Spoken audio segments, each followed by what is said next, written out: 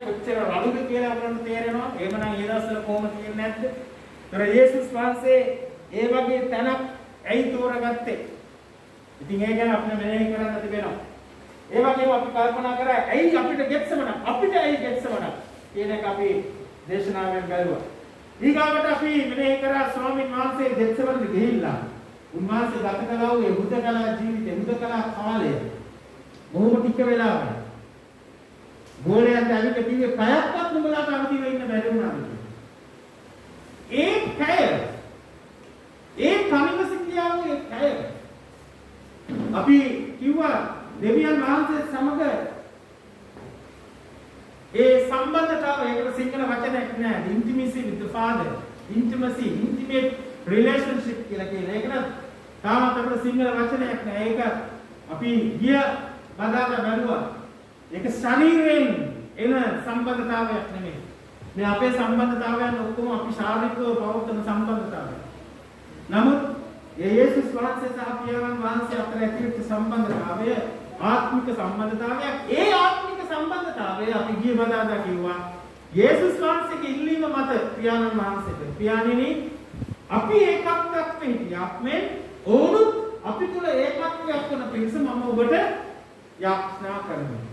අන්න ඒ සම්බන්ධතාවය තමයි පියාණන් වහන්සේත් යේසුස් වහන්සේත් සුද්ධාත්මයන් වහන්සේත් එකතු වෙලා එකඟ වෙලා අපිවත් ඒ සම්බන්ධතාවයට ඇතුල් කරගත්තේ. හලෙලූයා. මම දන්නේ තාමත් මේ දේව ධර්මයේ අලුත් දේව ධර්මයේ බිහි වෙලා නැහැ මේ ත්‍රිත්වයෙන් පස්සේ. නමුත් මම විශ්වාස කරන පෞද්ගලිකව දැන් ත්‍රිත්වයට වඩා ත්‍රිත්වයට එකතු වෙලා තියෙනවා කාවද? දේව ධර්මම. හලෙලූයා. ඒක මම නම් ඒක මගේ විශ්වාසය. මොකද අපි කියනවා නම් සුද්ධාත්මයන් වහන්සේ මා තුලයි කියලා. එතකොට මා තුල වාසය කරන සුද්ධාත්මයන් වහන්සේ අපි දන්නවා නියෝජනය කරනවා පියාණන් වහන්සේවත් පුත්‍රයන් වහන්සේවත්. එහෙම නියෝජනය කරනවා නම් ප්‍රේමවන්තනේ. එතකොට මා තුල ඉන්න සුද්ධාත්මයන් වහන්සේ සමග තව කවුද ඉන්නේ? පියාණන්ද පුත්‍රයන්. මම මේ ඉස්සෙල්ලා ඔයගොල්ලන්ට කියලා දෙනවා සමහර අය මම ඒ දවස්වල තනියම දුර පළාත් වලට ඩ්‍රයිව් කරගෙන යනකොට සමහර අය මගෙන් අහනවා මේ පාදුනාස තනියමද යන්නේ කියලා. මම කියනවා නෑ මම තනියම නෙමෙයි යන්නේ. අපි 4 දෙනෙක් යන්නේ කියලා. ඉතින් අහනවා කෝ 4 දෙනෙක්? ඉතින් මම කියන්නේ මමත් පියාණන් වහන්සේ පුත්‍රයන් වහන්සේ සුද්ධාත්මයන් වහන්සේ. අපි 4 දෙනා යන්නේ. හලෙලූයා. ඉතින් ඒක තමයි ප්‍රේමවන්තයනි යේසුස් වහන්සේ ඒ පියාණන් වහන්සේත් එක්ක ඇති කරගත්ත සම්බන්ධතාවය. ඇයි මේ සම්බන්ධතාවය ඇති කරගන්නේ? ඇයි මේ සම්බන්ධතාවය තුලින් මොකක්ද යේසුස් වහන්සේ ලැබපු අත්දැකීම? ඒක හරි වැදගත්. ඒ නිසා අපි අද දවසේ බලන්න යන්නේ ගෙත්සෙමනේ පසු බලගැන්වීම. මොකද්ද? ගෙත්සෙමනේ පසු බලගැන්වීම. හලෙලූයා. ස්වාමීන් වහන්සේට ප්‍රශංසා වේවා. ප්‍රේමවන්තයනි ඇත්තටම පසුගිය කාලේ මේ ගෙත්සෙමන ඕනේ මොකටද? ගෙත්සෙමන ඕනේ ප්‍රශ්න ආපු නිසා. ගෙත්සෙමන යේසුස් වහන්සේට අවශ්‍ය වුණේ ප්‍රශ්න ආපු නිසා. දැන් ගිය බදාදා ඉස්සෙල්ලා බදාදා ප්‍රේමවන්තයනි අපි දැන් මේක හොඳට අවංකව හිතන්න. හරි? අපි බදාදට මෙතනට ඇවිල්ලා දේශනාව අහලා අපි යාඥා කරලා මෙතනින් යන්නේ ධනාත්මකවද ඍණාත්මකවද? ධනාත්මකව. අපි හරිය පොසිටිව් මයින්ඩ් එකකින් තමයි අපි මෙතනින් පිට වෙන්නේ. ඒක නැත්තම් ඉති වැඩක් නැහැ නේද? අපි බල ගන්නවෙලා අපි ශක්තිමත් වෙලා තමයි යන්නේ. නමුත් දැන් ගිය බදාදා ගිහිල්ලා දැන් මේ බදාදා වෙනකොට දැන් මේ 7 වෙනි දවසේ. දැන් මම ආයිත් අහන්නේ මේ වෙනකොට ආයේ අපිට අහන්න ලැබෙන දේවල් අපිට අත්දකින්න ලැබිච්ච දේවල් මේ ගිය සතිය පුරාවට අහන්න ලැබිච්ච දේවල් දකින්න ලැබිච්ච දේවල් මොනවාද ඔක්කොම? ධනාත්මකද ඍණාත්මකද? ඍණාත්මක. ඉතින් ඒකෙන් මේ ප්‍රේමවන්තයනි දැන් අපි කොච්චර ඇවිල්ලා දෙවියන් වහන්සේගේ ප්‍රාණුල අපි ශක්තිමත් වුණත් අපි ලෝකෙට යනකොට අපි ජීවත් වෙන්නේ ලෝකේ. මේ සමහර අය දේශනා කරනකොට මම අහනවා මේ ඒගොල්ලෝ ලෝකයේ අය. ඒගොල්ලෝ ලෝකයේ අය අපි ක්‍රිස්තියානි අය. අනේ මම දන්නා යේසුස් වහන්සේ මේ වෙන ලෝකයකද අපි තිබ්බේ කියලා. එතකොට අපි ලෝකයේ අය නෙමෙයි. අපි ක්‍රිස්තියානියයි කියලා අපි වෙන ලෝකයක අයද? දේව වචනේ කියනවා අපි දේව රාජ්‍ය පුරවැසියෝ කියලා. ඒනොත් අපි ජීවත් වෙන්නේ කොහෙද? මේ ලෝකේ. උන්වහන්සේ මේ ලෝකයට ඇවිල්ලා මේ ලෝකෙම අපිව තෝරගෙන මේ ලෝකෙම අපිව කැඳවලා මේ ලෝකෙටම උන්වහන්සේ අපිව අරිනවා. ඉතින් ඒ නිසා අපි මේ ලෝකේ ජීවත් වෙන අය. එතකොට මේ ලෝකේ ජීවත් වෙන ප්‍රේමවන්තයනේ අපිට මේ ලෝකයේ දේවල් වලට මුහුණ දෙන්න සිද්ධ වෙනවා. ඒතර අපි මේවා බලනකොට මේවා දකිනකොට මේවා අහනකොට ඇත්ත වශයෙන්ම අපි දන්නේම නැතුව අපගේ සිත් අපගේ මනස නැවතත් අර ධනාත්මක පැත්තෙන් ඉඳලා ආයෙත් නිකන් මලාලික වෙනවා. දැන් අපි දන්නවා යේසුස් වහන්සේ ගෙත්සෙමනට උන්වහන්සේ යන්න ඉස්සෙල්ලා උන්වහන්සේ කියපු දේවල් අපි සමහර ඒවා බැලුවා. ගොඩක් දේවල් උන්වහන්සේ කිව්වා. දුක් ගැහැගෙන උන්වහන්සේ කිව්ව මොකද්ද? මේ දේවල් මම ඔබට කීවේ කියන කොහොමද? මේ දේවල් මම ඔබට කීවේ මා තුල ඔබට ශාන්තිය ඇතිවන පිණිසයි. ඊගාවට කියන මොකද්ද? පැහැදිලිව කියනවා. ලෝකේ ඔබට දුක් ගැහැට තිබේ. ඒ ධෛර්යවත් වන්න. මම ලෝකයේ අභිගමා ජය ගතිමි වදාළ යේසුස් වහන්සේ කියනවා ලෝකයේ දුක් ගැහැට තිබෙනවා ධෛර්යවත් වෙන්න. මම ලෝකයේ අභිගමා මොකද්ද කියන්නේ? ජය ගතිමි. ජය ගතිමි කියලා කියනකොට අතීත කාලද වර්තමාන කාලද අනාගත කාලද? අතීත කාලද? ජය ගතිමි. එතකොට යේසුස් වහන්සේ කියන්නේ මම ජය අරගෙන ඉවරයි. හැබැයි මෙහෙම කියපු යේසුස් වහන්සේ තමයි ගෝලයන්ට දෙන්නේ පාදිලා කොහටද ගියේ? ගෙත්සෙමනේ. මම ජය අරගෙන ඉවරයි කියලා කියපු තැනන් වහන්සේ තමයි කොහටද ගියේ? ගෙත්සෙමනට ගියේ. ඒ වගේම තවත් කියනවා යේසුස් වහන්සේ කියපු දේවල්. ඔබ වහන්සේ මට දුන් මෙහෙය සම්පූර්ණ කරමි. දැන් මේක යේසුස් වහන්සේ කියන්නේ උන්වහන්සේ කුරුසිපත් වෙන්න ඉස්සෙල්ලා. ඒ වගේම ගෙත්සෙමනට යන්න ඉස්සෙල්ලා. බලන්න උන්වහන්සේ මොකද්ද කියන්නේ කියලා. ඔබ වහන්සේ මට වාර දුන් මෙහෙය පියාණන් වහන්සේ කියන්නේ. හරි? සම්පූර්ණ කරමින් මම මිහි පිට ඔබ මහිමයට පැමිණි විමි. අතීත කාලද වර්තමානද අනාගතද? අතීත කාල. පියාණන් වහන්සේ කියන තාත්තේ ඔබ වහන්සේ මට දුන් මෙහෙය සම්පූර්ණ කරලා මම දැන් ඔන්න ඔබ වහන්සේව මහිමයට පත් කරා. ඉතින් පියාණෙනි ලෝක ඇති වන්නට පෙර ඔබ හා සමග මට තිබුණු තේජස්වියෙන් ලෝක මවන්නට පෙර නේ ත්‍රිත්වයේ තිබුණා නේද? මවන්නට පෙර ඔබ හා සමග මට තිබුණු තේජස්වියෙන් දැන් ඔබ ඉදිරියේ මා තේජස්වියට පැමිණෙව්ව මම දැන් ප්‍රේමවන්තනි මෙතන කියන අයිකාරක් මෙතන මොකක්ද කියන්නේ? කරලා ඉවරයි. මොකක්ද කරලා ඉවරයි? මම මිහි පිට ඔබ මහිමයට පැමිණි නේ ප්‍රේමවන්තනි ඇත්තටම මම මේ ඔයගොල්ලෝ මාව වර්තමාන තේරුම් ගන්න එපා. හරි මම මේ යේසුස් වහන්සේව කන්දෙම් කරනවා නෙමෙයි. නමුත් ඒ තුලින් අපිට යේසුස් වහන්සේගේ ජීවිතය තුලින් අපිට මොකක්ද ඉගෙන ගන්න තියෙන්නේ? එතකොට අපි යේසුස් වහන්සේ ගිය ගමන තමයි අපි යන්න ඕනේ. ඒකයි මම මේ පෙන්නන්නේ. හරි? යේසුස් වහන්සේ මෙහෙම කිව්වනකොට ඇත්තටම යේසුස් වහන්සේගේ මේ උන්වහන්සේ ඉවර කළා නැද්ද? කරලානේ. උන්වහන්සේ ඉවර කළා නේ. ප්‍රේමවන්තනේ. එතකොට ඒ වෙලාවේදී යේසුස් වහන්සේ හිතුවේ නැද්ද මට කුරුසියට යන්න තියෙනවා. මට මරන්න තියෙනවා. ඊගොල්ලෝ මට නැවත නැගිටින්න තියෙනවා. මොකද යේසුස් වහන්සේ නිතරම ගෝලයන්ට කිව්වා මනුෂ්‍ය පුත්‍රයන් පාවාදිනු ලබන්නත් මරණු ලබන්නත් තුන්වෙනි දවසේ මලුන්ගේ නැගිටින්න තියෙනවා කියලා යේසුස් වහන්සේ කිව්වා. නැවත නැගිටින්න විතරක්ද? එතනින් ඉවර වෙනවද? නෑ. නැවත නැගිටින් පස්සේ යේසුස් වහන්සේ කිව්වා මම තවත් ඔයගොල්ලොත් එක්ක වැඩි කල් ඉන්නේ නෑ. දවස් 4යි ඉන්නේ. උන්වහන්සේ කිව්වා මම ගියේ නැත්තම් සහාය දායකයන්න් නුඹලා වෙතට එවන්න බෑ. ඒ නිසා මම යන්න ඕනේ.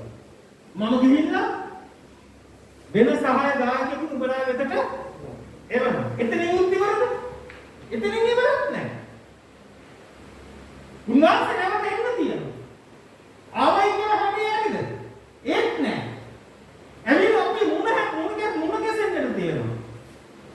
අපි මුණ ගැහුණාන් පස්සේ ප්‍රේමවත්නි ක්‍රිස්තුස් වහන්සේගේ විනිශ්චය අපිට දෙන්න තියෙනවා. කාගේ විනිශ්චයද?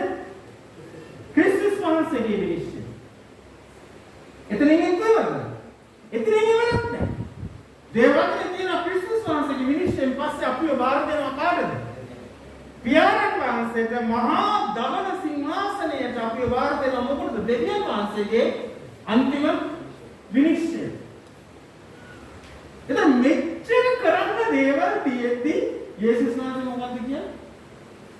ඔබ වහන්සේ මට බාර දුන්නේ සම්පූර්ණ කරමින්. සම්පූර්ණ කරලාද? මම දන්නවා ඔයගොල්ලෝ නෑ කියලා කියන්න කැමති නෑ. මොකද ඔයගොල්ලෝ යේසුස් වහන්සේට මොකක්වත් කියන්න කැමති නැති ඉතින්. මමත් කැමති නෑ. ප්‍රේමවත් මම මේකෙන් පෙන්නන්නේ යන්නේ යේසුස් වහන්සේගේ මිනිසත් භවයේ තියෙන වැදගත්කම පැත්තේ. උන්වහන්සේ මිනිසත් බව ගත්තේ මිනිස්සෙක් වෙන්නයි. ඒ මොකටද? එතකොට උන්වහන්සේ සැබෑ මිනිස්සෙක් හැටියට අපිත් සමග ඒ ගමන යන්නයි. හලෙලූයා. එනිසා තේරුම් ගන්න මේක. දැන් යේසුස් වහන්සේ මට වාරදු මේ සම්පූර්ණ කරගෙන සම්පූර්ණ කරලත් නැහැ. මේව මෙහිට ඔබ වහිනේට පැමිණෙවීමි. ඒක ඇත්තයි. දෙවියන් යේසුස් වහන්සේ හැමතිස්සෙම පියාණන් වහන්සේ මහිමේටපත් කරා. හැබැයි මෙතන මෙහෙය සම්පූර්ණ කරලා නැහැ. ප්‍රේමවන්තයනි. තව ගොඩක් කරන්න දෙනවා. තව ප්‍රශ්න මම අහන්න ඕගොල්ලෝ. යේසුස් වහන්සේ මේක කියනකොට එහෙම නැත්නම් ඉස්සෙල්ලා කතාව කියනකොට ඕගොල්ලෝ හිතනවද ඒ වෙලාවේ යේසුස් වහන්සේ ගෙත්සෙමනට යන්න තීරණයක් කරන්ද නැද්ද?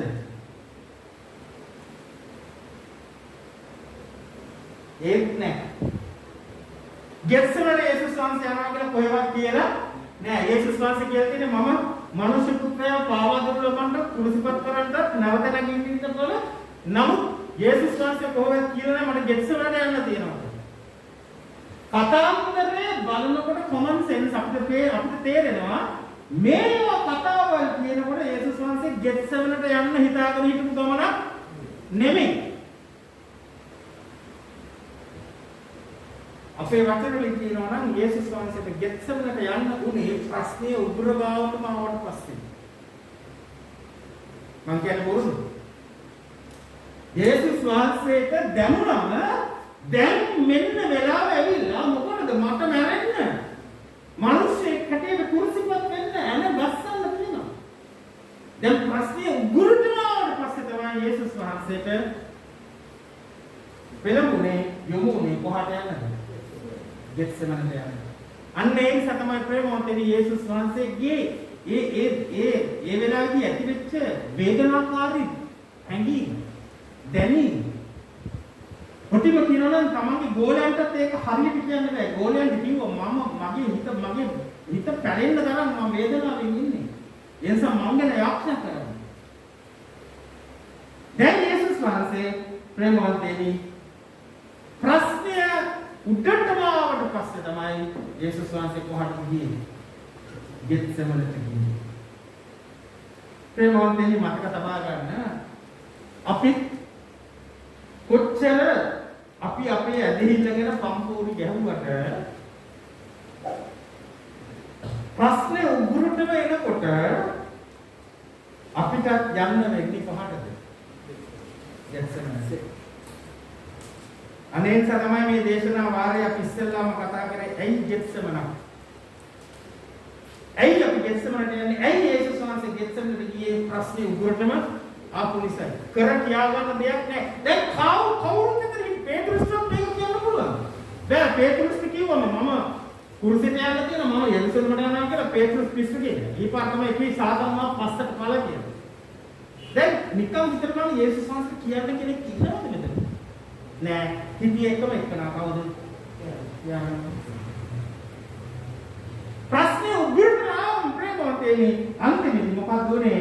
යේසුස් වහන්සේ ගියේ කොහාටද? ගෙත්සෙමනට. අපේ ජීවිතේත් ඒ වාසිනේ අනිවාර්යයෙන්ම මේ තත්ත්වයන් වලට අපි මුහුණ දෙනවා. හැබැයි යේසුස් වහන්සේ දැනගෙන හිටියා මනුෂ්‍ය පුත්‍රයාව පාවා දෙන්න ලබන්න, මරණු ලබන්න, නේ? නැවත නැගිටිනු ලබන්න. උන්වහන්සේගේ මේක හොඳට අහගන්න. උන්වහන්සේගේ ඒ දැනගැන්ම, එහෙම නැත්නම් ඒ ඉලක්කය, එහෙම නැත්නම් ඒ අරමුණ අපි ඔකට කියනවා මිනිස්සුගේ ඒකට හරි සිංහල වචනයක් නෑ පොටෙන්ෂල්. අහලා දිනන වචනේ පොටෙන්ෂල් කියන වචනේ නේද? ඒකේ මිනිස්සුගේ තියෙන ඉලක්කය එහෙම නැත්නම් පුළුවන්කම, එහෙම නැත්නම් යා යුතු තැන, ඒ මිනිස්යාට නියම තැන, ඒ මිනිස්යාගේ තියෙන හැකියාව, ඒ මිනිස්යාගේ ජීවිතේ සම්පූර්ණ වෙන තත්ත්වය මේක තමයි අපි කියන්නේ පොටෙන්ෂල්. දැන් යේසුස් වහන්සේගේ පොටෙන්ෂල් එක මොකද්ද? උන්වහන්සේ කියනවා මනුෂ්‍ය පුත්‍රයා පාවා දුලබන්ට, මරණ ලබන්ට, නැවත නැගිටින්න අවශ්‍යයි. උදාහරණයක් මම ගත්තොත් ජෝසෙෆ් එක කතා කරනවා. දැන් ජෝසෙෆ් තමන්ගේ සහෝදරයන් ගිහිලා පාට දැම්මේ ලොකු ලිඳකට. නේ? පාළු ලිඳකට දැම්මම ජෝසෙෆ් එතන මරණ තුන ඉඳලා කෑ ගැහුවා. නෑ. ජෝසෙෆ් දරාගෙන හිටියා. ඒකට හේතුව මොකක්ද? ජෝසෙෆ්ගේ තිබිච්ච පොටෙන්ෂල්. ජෝසෙෆ්ගේ පොටෙන්ෂල් එක ආව තමන්ගේ ජීවිතේට කොතනද? ජෝසෙෆ් කියනවා තමන්ගේ සහෝදරයන්ට "ඒ ඔයගොල්ලෝ දන්න දෙයක් මම හිණියක්ද මොකද? මගේ ගොයම් මිටිය ලස්සනට තියෙනවා හිටගෙන මැද. ඕගොල්ලන්ගේ ගොයම් මිටි මගේ ගොයම් මිටියට නමස්කාර කරනවා." ඒ ජෝසෙෆ් මේක වැඩි කල්පනා කරන්නේ නැතුව ඉතින් ජෝසෙෆ් තමන්ගේ සහෝදරයන් නිසා මේක කිව්වා. හැබැයි සහෝදරයන්ගේ හිතේ ආව ලොකු ඊර්ෂ්‍යාවක් වෛරයක්. හැබැයි ජෝසෙෆ් මේක කියන්නේ මොකද්ද? ජෝසෙෆ් කියන්නේ මම ඉන්නව කෙලින් මට ඕගොල්ලෝ නමස්කාර කරලා ඉතින් කියනවා තවත් දවසක් දෙනවා මම තවත් දෙයක් දැක්කා. මොකද්ද? ඉර සඳ තාරකා 11. පොටෙන්ෂල් එක අඩු වුණාද පොටෙන්ෂල් එක වැඩි වුණාද? වැඩි වුණා. ඉස්සෙල්ලා කිව්වේ ගොයම් මිටි 11. සහෝදරයෙක් විතරයි. දැන් මෙතන එකතු කරලා තියෙනවා කාවද? තාත්තලා අම්මවත් එකතු කරලා. ඒ පාර සහෝදරයෙක් කියනවා උඹලා උඹ හිතාන්නේ අපේ අම්මයි තාත්තත් උඹට නමස්කාර කරනවා කියලා. ප්‍රේමන්තනි ඒකත් යෝසෙෆ් කිව්වද? යෝසෙෆ් කිව්වේ නෑ නේද? ඒක කිව්වේ සහෝදරයෝ. හැබැයි සහෝදරයෝ ඒක ජෝසෙෆ් කියනකොට ජෝසෙෆ් ඔළුවේ මොකද්ද තැම්පත් වෙන්නේ? එයාගේ ධාරිතාවය අඩු වෙනවද වැඩි වෙනවද කැපැසිටි එක? වැඩි වෙනවා. එයාට මොනවද ඔළුවට එනවා. මම ඉන්නවා කොහෙද? කවුද ඒක දෙන්නේ? දෙවියන් වහන්සේ. එයා අදහන දෙවියන් වහන්සේ. එයා නමස්කාර කරන දෙවියන් වහන්සේ. ප්‍රේමෝතෙන් දැන් ලින්දට දාලා මේකවල සම්බන්ධ ගල් ගහන්නේ නැති. දූලි වෙන්නේ නැති. මෙයාගේ වස්ත්‍ර ගලවලා මෙහෙම ඉන්නකොට ප්‍රේමෝතෙනි එයාට මේව දරා ගන්නට ශක්තිය ලැබෙන්නේ කොහෙන්ද? එයා තුළ තියෙන පොටෙන්ෂල්. එයා තුළ තියෙන දර්ශනයක්. එයා තුළ තියෙන විශ්වාසයක්. හලෙලූයා. මාව මොකටද දෙවියන් වහන්සේ කැඳවලා තියෙන්නේ? මාව මොකටද දෙවියන් වහන්සේ කැඳවලා තියෙන්නේ? දෙවියන් වහන්සේ මා තුළ තියෙන ඉලක්කය මොකද්ද? මා කෙරෙහි මා තුලින් උන්වහන්සේ කරගන්න තියෙන වැඩ මොනවද? ආමෙන්. ප්‍රේමවන්තයනි දෙවියන් වහන්සේට ඔබ තුලින් ලොකු වැඩක් කරගන්න තියෙනවා නම් ඔය පොඩි පොඩි යම කරන්න දෙහිලා ප්‍රශ්නේ තියෙනව නේද? ඔය වැඩ කරන්න. ඇයි දෙවියන් වහන්සේට ඊට වඩා විශාල දේවල් කරන්න. ඒක හරියට ප්‍රේමවන්තයනි අරගෙන දවසක් අලියෙක් පිට උඩට කූඹියෙක් නැගලා හරි මේ කූඹියා මේ අලියාව ගොනිටනවා කියන්නේ. උන්ට දැනෙනවා? උන්ට දැනෙන්නේ නැහැ. මොකද ඌගේ පොටෙන්ෂල් එක වැඩි කූඹියක් කරා. ඌගේ තියෙන වෙනම එකක්. ඌට තියෙනවා ශාරීරික පොටෙන්ෂල් එකක් තියෙනවා. හරි ඒ පාර කූඹියා ගන්නවලු අලියට තේරෙන්නේම නැහැ. ඊට පස්සේ ඉංග්‍රීසියෙන් ගිහිල්ලා කනගාවට ගිහිල්ලා කන කෙනෙක්තුවා. සාමාන්‍ය ටිකක් කන කොහොමද දැනෙන්නේ නැහැ. ඒ ඌට තේරුන්නේ නැහැ. ඊට පස්සේ මුමිතවල මුමින් අහනවා විවිධ කනගාටු කියනවලු අලියෝ මම ඔබගේ අඟ කීපවතාවක්ම කෙනෙක්තුවා ඔබේ කනක් කෙනෙක්තුවා ඔබට දැනුන්නේ නැද්ද අලියට ඒක හැදෙන්නේ නැහැ තේරුණානේ ඇයි අලියාගේ කියන බලාපොරොත්තු එයාට තියෙන වැඩ කටයුතු අර කූඹියාගේ දේවල් වගේ නෙමෙයි එයාට තියෙන ලොකු බලාපොරොත්තු එයාට තියෙන ලොකු කඩකොඩසක් කරන්න එයාට තියෙන ලොකු කැදවීමක් කරන්න ඉතින් මේ කූඹියාත් එක්ක බලනකොට සංසන්දනය කරනකොට එයාට ඔබ දැනෙන්නේ නැහැ ප්‍රේමන්තේ දෙවියන් වහන්සේ ඔබට ඒ විදිහට දීලා තියෙනවා නම් බලාපොරොත්තුවක් යම් ඉලක්කයක් යම් අරමුණක් යම් කැදවීමක් දීලා තියෙනවා නම් ඒ කැදවීම තුළ ඉන්න හැබැයි කැදවීමට යනකොට ප්‍රේමන්තේ අපිට සමාත බඩ ගාගෙන යන්න වෙයි හැබැයි බඩ ගාගෙන කියත් අපි යන්නේ කොහටද ඒ උතුම් කැදවීම ඊට කරන පිළිසයි හලෙලූයා දෙවියන් වහන්සේ ප්‍රසන්න ප්‍රේමන්තේ මම මේක මහා තුම සතුටු අත්දැකීමකින් මම මේක කියන්නේ මම මේ දවස්වල දැන් ඔයගොල්ලෝ දන්නවා පහුගිය කාලේ මම ගොඩාක් discipleship මේ ට්‍රේනින් කරා ගොඩක් කෝල් කරා පහුගිය කාලේ මේ discipleship ට්‍රේනින් වලට අමතරව මට ගොඩාක් සභාවවලින් ආරාධනා කරලා මම දෙහිල්ල කරා මොකක්ද දන්නවද නමස්කාරය වැඩමුළු තේරුණාද ප්‍රමාණ worship workshop කරගම් පිටිය පළාතට කරා මහරගම මේ අල්කිස්ස පළාතට කරා ඊට පස්සේ ඒක ආරම්භ කළා මුළු දක්ෂිණ දිසාවෙම ඉන්න මේ worship leaders ලා කැදවලා මුළු දවසක ප්‍රෝග්‍රෑම් එකක් ළඟදී කළා. දැන් ප්‍රේමන්තේ මම ඒ වර්ක්ෂොප් එක කරනකොට මම ඒකට කිව්වා 1984 මට වෙච්ච දෙයක් 1984 මම සේවයට ආවේ ගිටාර එකක් උස්සගෙනනේ.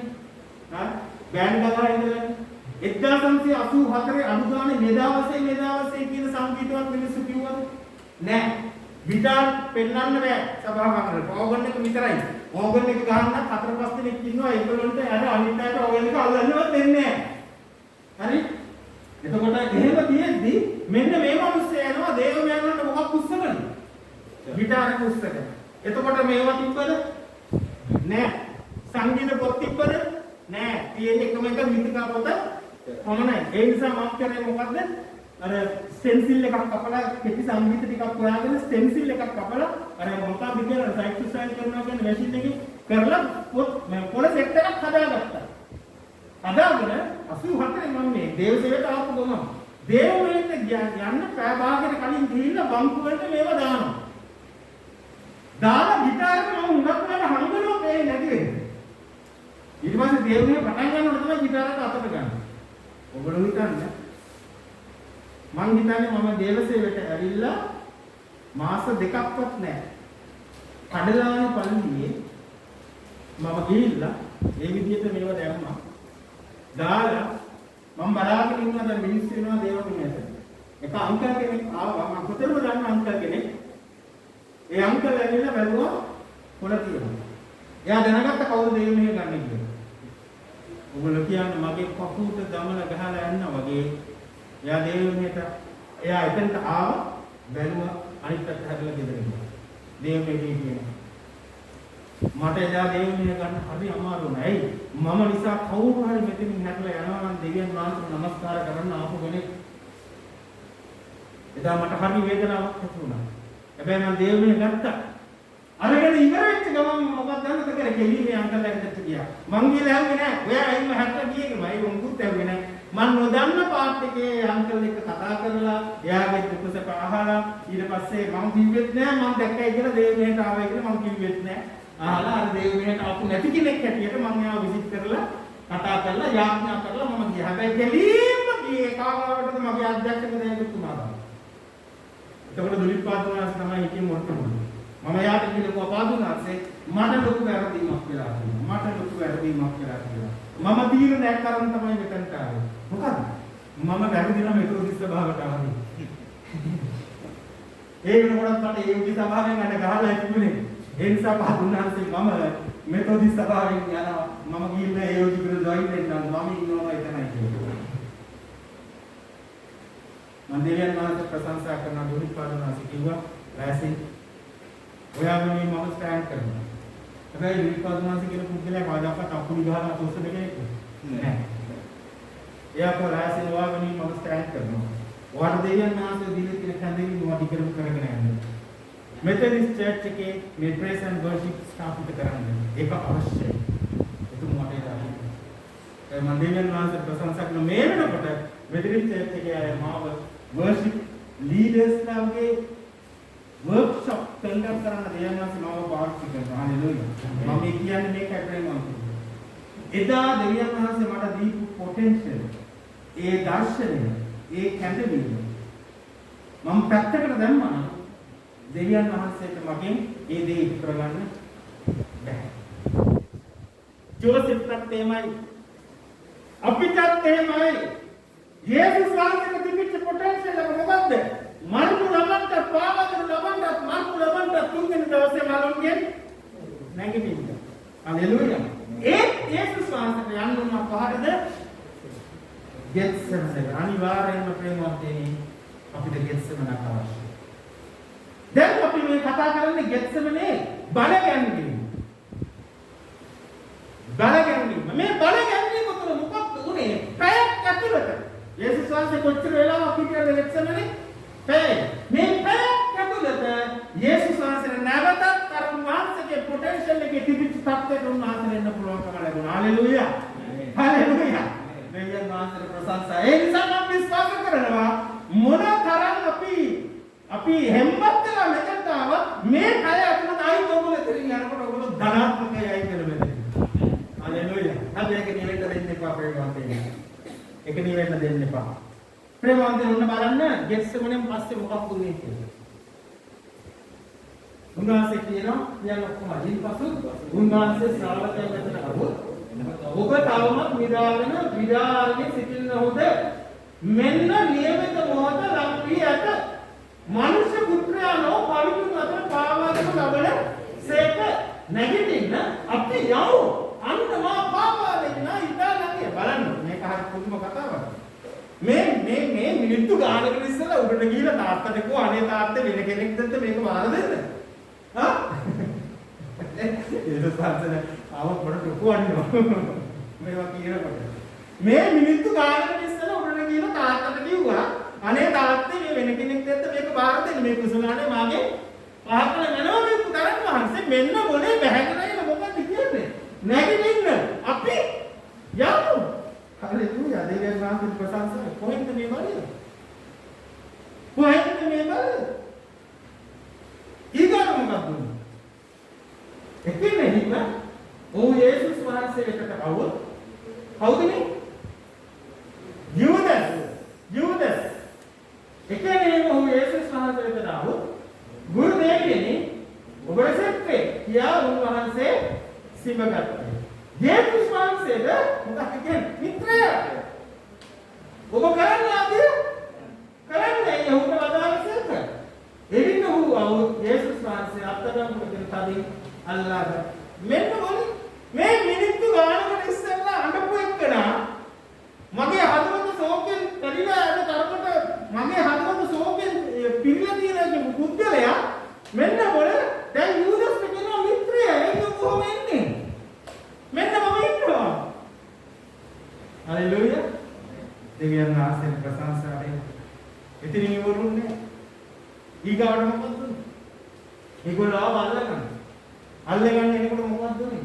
උන්වහන්සේ හා සමග සිටියායකින් කෙනෙක් අතින් කඩුවගෙන නායක පූජකයාගේ 16ට ගසා ඔහුගේ කන කපා දැමිනිය. එවිට යේසුස් වහන්සේ කතා කොට මොන්ට වැඩි කියලා කිව්වා. නියමයි දැන් නෑ මොකද කිව්වේ? ඔබගේ කඩුව කොපුවේ දමන්න. කඩු ගන්නා සියල්ලම කඩුවෙන්ම නැසති. දැන් මොකද යේසුස් වහන්සේ කියන්නේ? මේ කොටසට මම ආයමාස කරන කොටසක් මේ. හalleluya. දේව දූතයන් කියන ඔක්කොමයි. දේව දූතයන් සේනාංක 12කට වඩා වහාම එවන ලෙස මාගේ පියාණන් වහන්සේගෙන් ඉල්ලන්න මට නොහැකියයි ඔබ සිතන්නේද? හalleluya.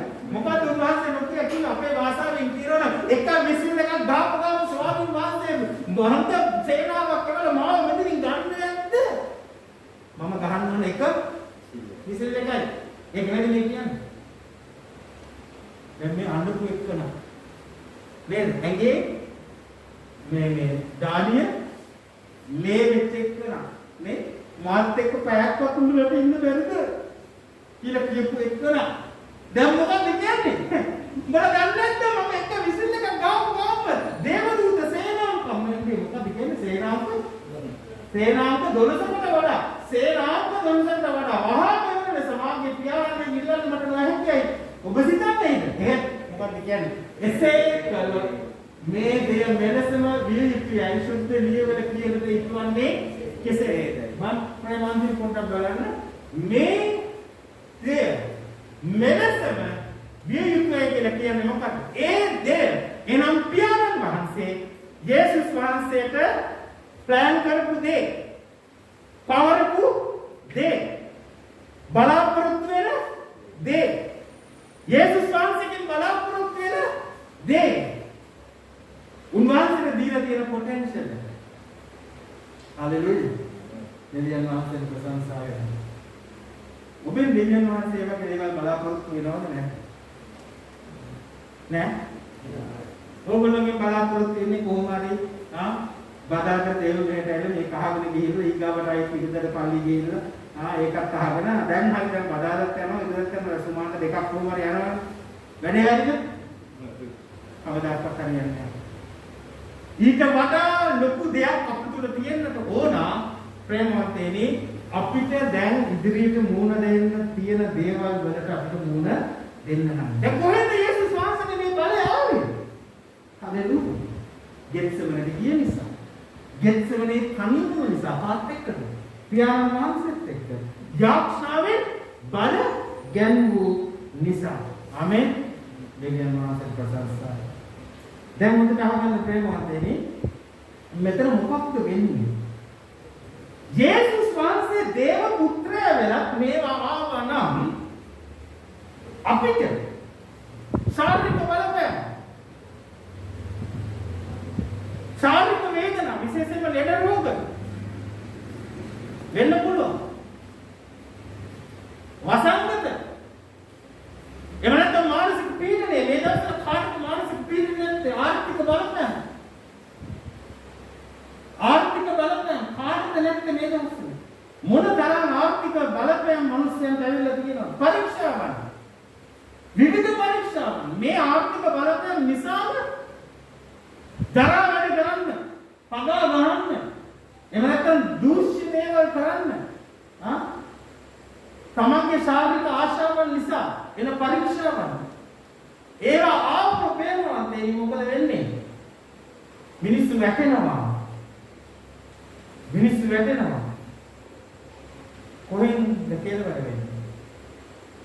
කොහෙන්ද කෙලවර වෙන්නේ? ප්‍රේමවන්තයනි අපි දන්නවා යේසුස් වහන්සේට ආවේ මේකම තමයි. උන්වහන්සේ කිව්වට මම දේව පුත්‍රයා. උන්වහන්සේ කිව්වට ප්‍රේමවන්තයනි යන්න. බෑ. ලෝකේ උනාට දුක් ගැන තිබේ. නමුත් මම ලෝකෙන් ජයගන්නේ කියලා කිව්වට ප්‍රේමවන්තයනි අන්තිමට යේසුස් වහන්සේට විඳින කියන ඒ ශාරීරික වේදනාව, මානසික පීඩනය ඒක උන්වහන්සේට දැනෙනකොට උන්වහන්සේට පේනකොට උන්වහන්සේ පුදුම විදියට වැටුණා. බය වෙන්න එපා මේක කියන්නේ. හැබැයි එක දෙයක් තියෙනවා. උන්වහන්සේ වැටුණා. මොකද උන්වහන්සේ පියාණන් වහන්සේව අත්හැරියද? නැහැ. උන්වහන්සේ දැනගත්ත අන්තිමේදී උන්වහන්සේට තියෙන එකම සහනය තියෙන්නේ ගෙත්සෙමනද? ගෙත්සෙමනද? අන්න දැන් අපි මෙච්චර කාල දේශනාවේ අපි කිව්වේ ගෙත්සෙමන කියලා. නමුත් ගෙත්සෙමන නෙමෙයි. ගෙත්සෙමනේ කාමද හමුුනේ? පියාණන් වහන්සේ. ඒතර යේසුස් වහන්සේ දකිනවා මේ හැම දෙයකදීම අන්තිමට යේසුස් වහන්සේට සහනයක් උනේ, ශක්තියක් උනේ පියාණන් වහන්සේ. හලෙලූයා. ආමෙන්. හැබැයි මොනවා වුණත් ඒ ගෙත්සෙමන අන්තිමට යේසුස් වහන්සේගේ ජීවිතය කරවන තැනක් බවට පත් වුණා. ජීවිතය කියන්නේ උන්වහන්සේගේ දර්ශනය, උන්වහන්සේගේ බලය, උන්වහන්සේගේ ශක්තිය, උන්වහන්සේගේ ගමන මේ හැම දෙයක්ම කරවන තැනක් බවට පත් වුණා. හලෙලූයා. දෙවියන් වහන්සේට ප්‍රශංසා. අන්තිම වශයෙන් මම කැමති කොට උදාහරණ දෙකක් මේවා ඇත්ත කතාවද? මම දේවසේවයට ඇවිල්ලා අලුත මම හිතුවා 1991 මම සේවය කරන කරේ ඉන්නකොට ඒකට අල්ලපු වත්තේ හිටියා තරුණ ළමයි. මේ ළමයාව කොහෙත්ම ගෙදර පාලනය කරන්න බෑ. ගෙදර පාලනය කරන්න බෑ. ප්‍රශ්න. අපේ මිතුරු ළමයි ඊට පස්සේ මේ තාත්තා හැමතිස්සෙම මට එළකින අනේ පාදුනාන්සේ මේකම නම් නගන්න බෑ. හැමදාම තාත්තත් එක්ක රණ්ඩු. සමහර දවස්වලට රණ්ඩු කරලා ගෙදර ගිහිල්ලා ගෙදරින් යනවා. ගිහිල්ලා ඔය පැත්තේ තියනවනේ මොකුමුද පැත්තේ දී කොටම් බාන පාළු වතු. ඔය වත්තකට ගිහිල්ලා කොටම් උඩ වාඩිලා ඉන්නවා. හැබැයි අන්තිම ටිකලා කරනවා. ඉතින් මම යන්න ඕන හොයාගෙන යනවා. මම හොයාගෙන ගිහලා සමාජයට එක්කන් එනවා. එක්කන් ආයෙත් ගෙදර බස්සනවා. කිසිම පාලනයක් නැති කොල්ලෙක්. එන් දවසක් මේ තාත්තා හුද්දටම රණ්ඩුවක් කියලා මෙයාත් එක්ක දවසක් ගියෝ නෑ මේ තාත්තා මට පාදුනාන්සේ මට නම් තවත් මේ කොල්ලව ගෙදර තියාගන්න බෑ පාදුනාන්සේ. පාදුනාන්සේ යන මොකද எனக்கு එක්කන් යන්නේ. මොකද එයා දන්නවා ටිකක් මේ කොල්ල මට ටිකක් වෙල්ලයි. ඉතින් ඒතරේ එතකොට මම ලෑස්ති වෙනවා මිරිස් වත්තේ රිවයිවල් එකක් කරන්න යන්නේ. දවස් 3ක. දවස් 2ක සෙන්සුරා දීලා. පස්සේ මම ආයෙත් යන් අපි යන් මිරිස් වත්තේ රිවයිවල් එකක් තියෙනවා කරන්නේ නෝ. කන්නා වුණත්. දැන් ගිහින් මම මිරිස් වත්තේ රිවයිවල් එකක් කරනවා.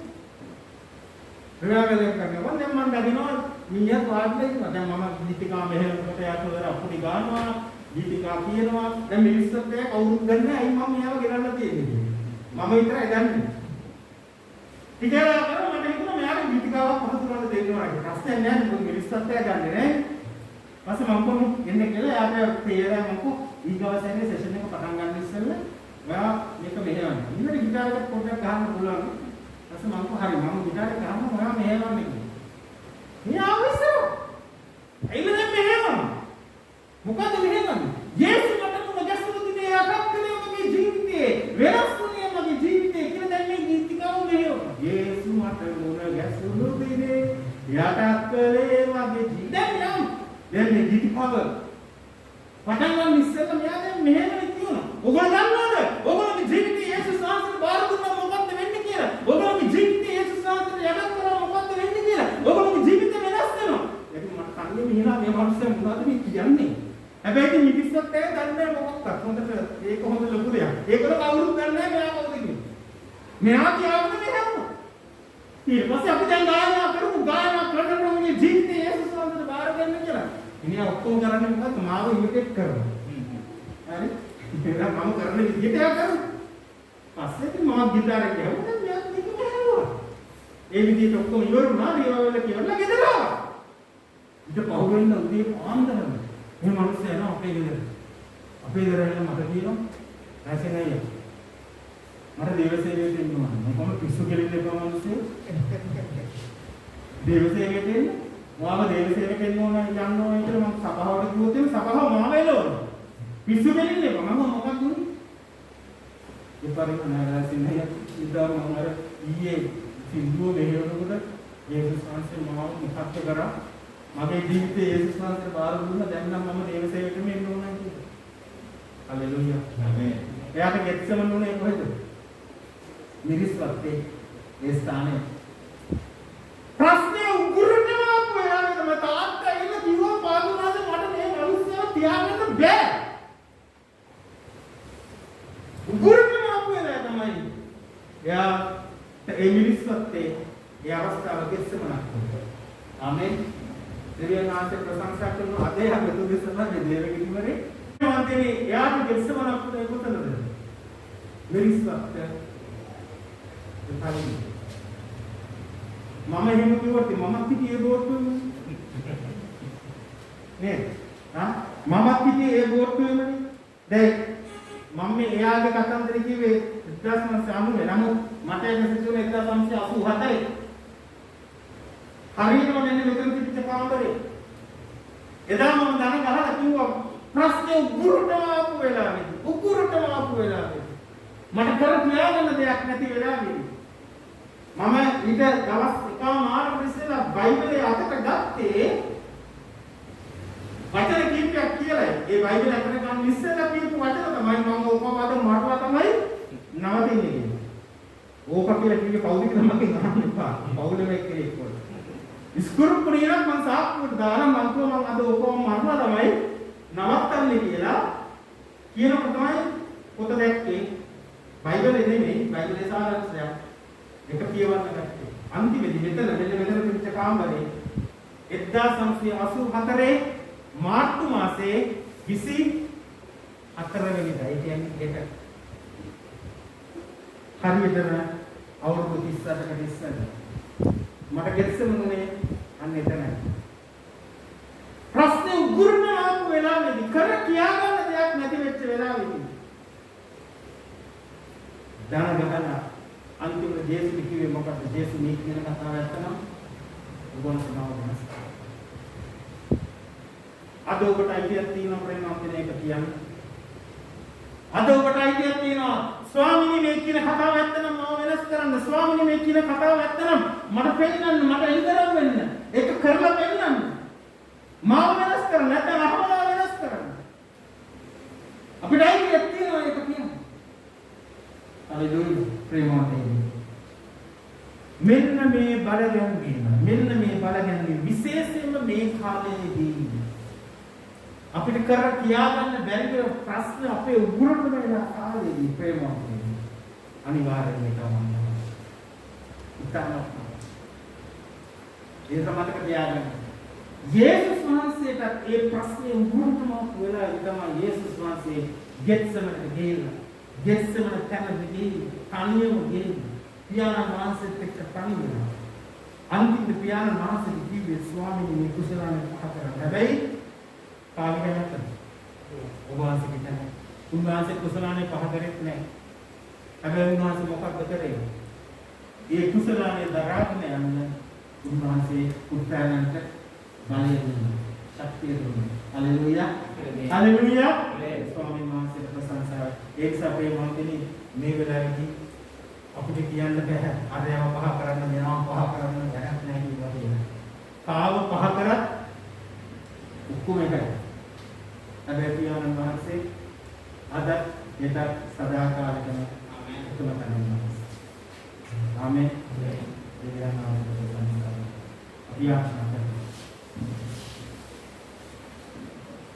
ආදරවන්ත ස්වාමීනි අපි ඔබ වහන්සේට ස්තුතිවන්ත වෙනවා දෙවි පියාණන් වහන්සේ.